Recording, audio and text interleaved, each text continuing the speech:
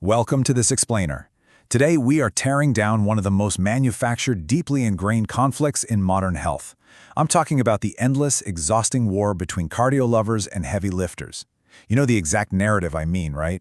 Cardio people will tell you lifters are stiff and their hearts are ticking time bombs, while the strength people swear up and down that cardio just eats your muscle and wastes your time.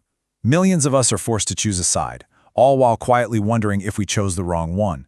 But as we're about to see through the actual clinical data, this entire conflict is based on a massive misconception.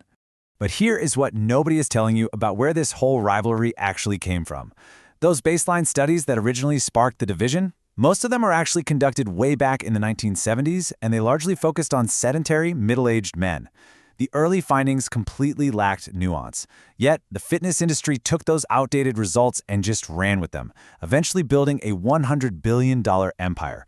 Basically, they figured out that forcing people into opposing camps, the runners versus the lifters, was incredibly profitable. And honestly, this division has led to a universal anxiety that pretty much every busy adult faces when they walk into a gym or lace up their shoes. We all secretly ask ourselves, am I even doing this right? For decades, cardio was the default. Well, actually, scratch that. It was more like a mandate. You were supposed to chase the fat-burning zone, get your 10,000 steps, and pursue that runner's high. But then, right around 2010, the lifting is cardio crowd exploded into the mainstream, and suddenly running was framed as a total waste of time. Which leaves us with the ultimate question, who is actually right here? Okay, let's dive into this. Section 1, the evidence, fat loss and metabolism. To really understand this, let's look at a landmark 2012 study out of Duke University. Over 8 months, researchers pitted aerobic exercise directly against resistance training, and the critical distinction they found is fascinating. Cardio definitively burns significantly more fat and overall calories per individual 45-minute session. But the strength training group, they demonstrated an entirely different physiological adaptation. They showed a measurable increase in their resting metabolic rate. Because they built dense, metabolically active muscle, their bodies consistently burned more calories every single day, even when they weren't working out. This is exactly why tracking your progress without relying purely on scale weight is absolutely vital. Muscle changes your metabolism, even if the scale doesn't budge an inch.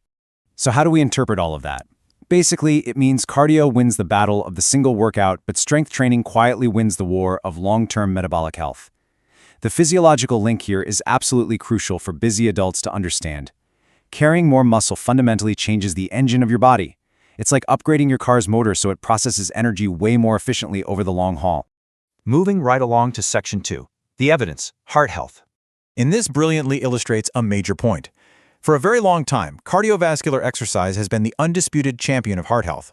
A massive 2018 meta-analysis published in the British Journal of Sports Medicine found that doing just 150 minutes of moderate cardio per week reduces cardiovascular mortality risk by an incredible 35%. For a long time, the medical community just stopped right there. Case closed. But here is the surprising twist the data revealed shortly after. A 2019 study published in Medicine and Science in Sports and Exercise found that strength training alone, with absolutely zero aerobic exercise included, still reduced the risk of cardiovascular events by 17%. And get this, that was achieved with just 2 lifting sessions a week. So yes, while cardio is absolutely better for your heart, resistance training is highly cardioprotective entirely on its own. Let's move to and see how this builds in Section 3, the evidence, longevity. So the crucial point is this. For decades, the literature on aging well was completely dominated by aerobic exercise. But modern research is completely flipping that script. A major 2022 study tracking over 99,000 adults found that those who did only strength training or only cardio saw 10 to 17% lower risk of all-cause mortality.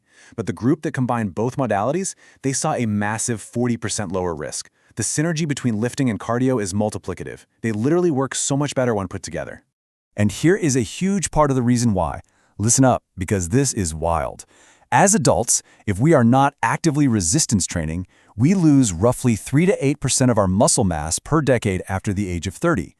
This muscle loss is literally one of the strongest predictors of physical decline and poor aging. You absolutely cannot jog your way out of muscle loss. Prioritizing resistance work is the only way to stop this decay and maintain the physical armor you need to age gracefully. All right, Section 4, the evidence, mental health. To understand the mental side of things, we turn to a massive 2023 JAMA Psychiatry meta-analysis covering over 1,000 trials. The findings were honestly incredible. Exercise overall was 1.5 times more effective than medication or therapy alone. But notice the specific impacts here. Resistance training showed stronger clinical effects for reducing anxiety, whereas aerobic exercise had a stronger effect on reducing depression. The overarching lesson: the brain doesn't care which machine you're using, it just cares that you got up and moved. Which brings us to the ultimate twist of this explainer.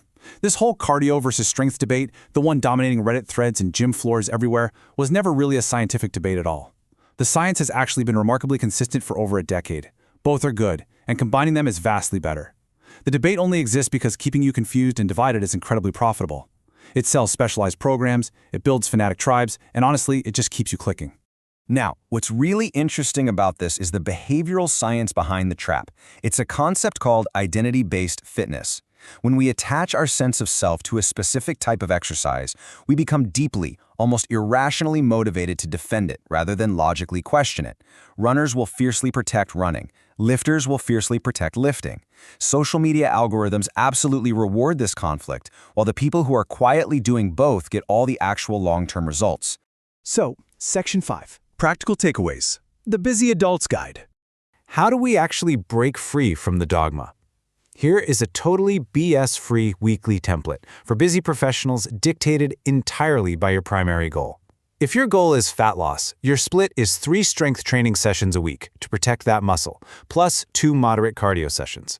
For heart health, hit that 150 minutes of cardio, but make sure you add 2 strength sessions. And for longevity, prioritize resistance work to halt that decadal muscle loss we talked about. The absolute secret to this template is adjusting your workout intensity based on your daily energy levels. Go lighter if you need to, just so you don't burn out and stop showing up. Ultimately, if your primary goal is mental health and overall well-being, the specific mix matters far less than the habit itself. You just need to do whatever you will actually stick to on a regular basis. Consistency will beat exercise type every single time. It is not about being a quote-unquote runner or a lifter. The research is begging you to simply be a mover. The war was fake all along, but the physical and mental gains you get from combining these forces, those are entirely real. So I'll leave you with this final thought to reflect on. Will you stay a soldier in a manufactured identity-based fitness war, or will you drop the dogma, become a mover, and finally claim the balanced, long-lasting health results you actually deserve?